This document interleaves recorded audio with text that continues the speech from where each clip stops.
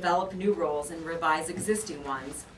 They will seek to minimize the adverse economic impact on at-risk workers and continuously seek to reduce regulations' economic impact and compliance processes. This is a commitment to continuous improvement. Continuously seek to lower cost. Look for lower cost solutions. It's not going to just be, a check the box, we've looked at it once, we're done. This is going to be an ongoing process of continuous improvement. We can't just pass a regulation, implement a rule, and say, okay, we're done. We're never going to have to go back there. Small businesses every day in Ohio are changing to continue to compete in a global environment or to continue to employ Ohioans. Government must do the same. Streamline new business permitting. Require agencies to consolidate applications for permits for new businesses. John's already mentioned a very good example of a business that wants to start operating in Ohio, and they have to touch base with various agencies, oftentimes repeating the exact same information over and over and over again. We need to make it easy with a single online tool so that these businesses have one contact with the state, say what they need to say one time, and then are able to immediately start doing business. Stop making it more burdensome and more complicated for them to get started. And then 2 final points. Sunset all regulations. All regulations issued by every agency will expire on a regular schedule and must be reevaluated, revised if necessary, and resubmitted to JCAR for approval.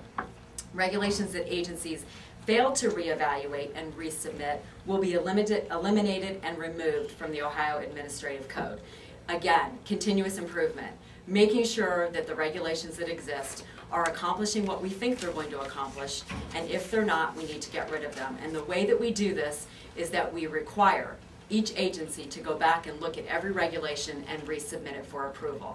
Now, there is a process where the agencies are supposed to review these rules on regulation, but what we're finding is that they're not doing the comprehensive review that's necessary and eliminating regulations that no longer make sense. So we're going to require that regulations sunset. Let me make one final point.